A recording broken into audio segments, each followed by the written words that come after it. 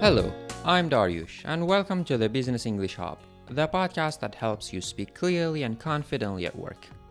This podcast is for professionals, students, and job seekers who use English in meetings, presentations, interviews, and beyond.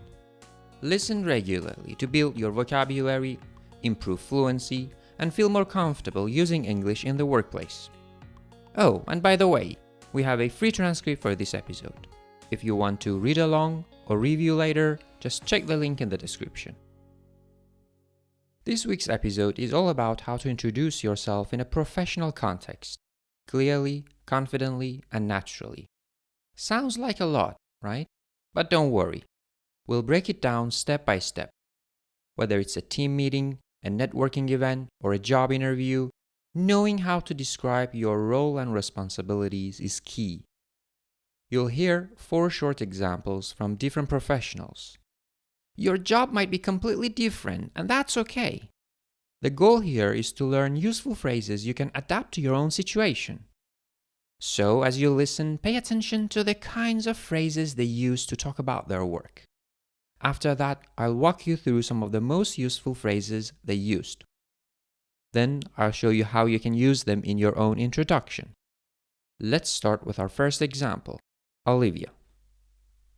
Hi, I'm Olivia. I work in human resources for a large tech company based in Berlin. I'm responsible for recruitment and employee development, and I specialize in leadership training. A big part of my work consists of planning workshops and onboarding new team members. I also work with department heads to understand their hiring needs. So, overall, I'm in charge of creating a positive and productive workplace culture. Now let's hear from Marco. Hello, my name's Marco and I work as a sales consultant. I work for a logistics firm that provides transport solutions across Europe. I'm mainly in charge of developing client relationships and I deal with contract negotiations on a daily basis. I also work with the marketing and finance teams to align our strategies. My job involves a lot of travel and I specialize in cross-border logistics. Now let's listen to Aisha's introduction. Hello, I'm Aisha. I work as a freelance graphic designer and I specialize in brand identity and digital content. I work with startups, NGOs, and sometimes advertising agencies. Most of my work consists of creating visual campaigns and refining client branding. I'm responsible for the entire design process from concept to final delivery. My projects often involve collaboration with writers and developers. And finally, Danielle. Hi, I'm Daniel. I work in customer support for a travel company that organizes eco-tours. I deal with customer inquiries and bookings, and I'm responsible for resolving any issues travelers may face before or during their trip. I also work with our logistics team to ensure everything runs smoothly. A big part of my role involves communication, so I specialize in helping clients feel heard and supported. Alright, now that you have heard Olivia, Marco, Aisha, and Danielle talking about their jobs, let's take a closer look at some of the key phrases they used. These are super common in the business world, especially when you're introducing yourself or describing what you do. I'll explain what each phrase means and give you some examples. I'll also show you how to use each one in a sentence. Let's get started. The first phrase is be in charge of. Be in charge of. This one came up in Olivia's introduction. She said, I'm in charge of creating a positive and productive workplace culture. So, to be in charge of something means you are leading it, or you have the authority to make decisions about it. You are the one making sure things happen. And here is an important grammar tip. After be in charge of, you should always use either a noun or a verb ending in ing. For example, I'm in charge of the budget. I'm in charge of managing our events. So don't say, I'm in charge of manage the team. That's incorrect. We need that ing form after of. You need to say, I'm in charge of managing the team. Now, another important phrase is be responsible for. Be responsible for. It's very similar to be in charge of, but sounds a bit broader. You don't have to be the manager. You just need to make sure the task gets done. Danielle said, I'm responsible for resolving any issues travelers may face. So same structure again. Always a noun or a verb in the ing form. For example, I'm responsible for social media. I'm responsible for handling customer feedback. Again, it's incorrect to say, I'm responsible for reply to emails. That's incorrect. You need to say, I'm responsible for replying to emails. Now let's move on to work with. Work with. This one's nice and easy. It tells us who you collaborate with. Aisha said, I work with startups, NGOs, and sometimes advertising agencies. Daniel also said he works with a logistics team. So this is followed by a person, group, or department. It of course depends on your job. You could say, I work with a team of engineers. I work with international clients. I work with suppliers from different countries. Here is another one with the verb work, which is super useful.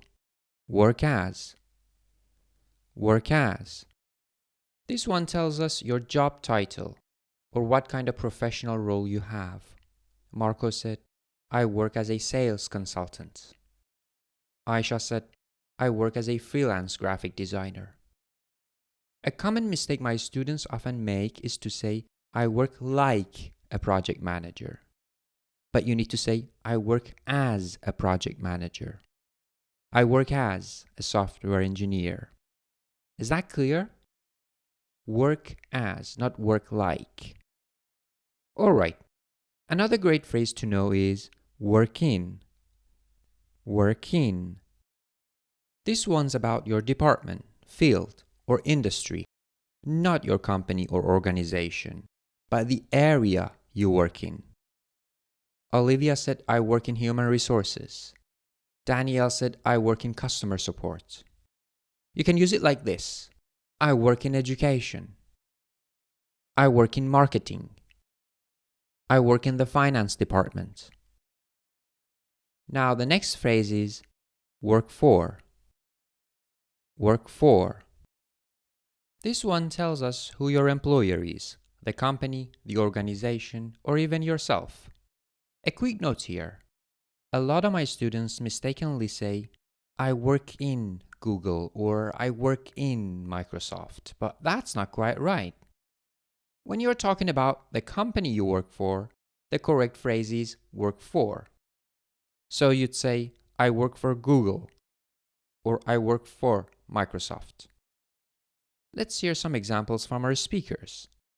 Marco said, I work for a logistics firm. Danielle said, I work for a travel company. And Aisha? She works for herself. She's a freelancer, like me. So you can say, I work for a startup in Berlin. I work for an NGO that supports refugees.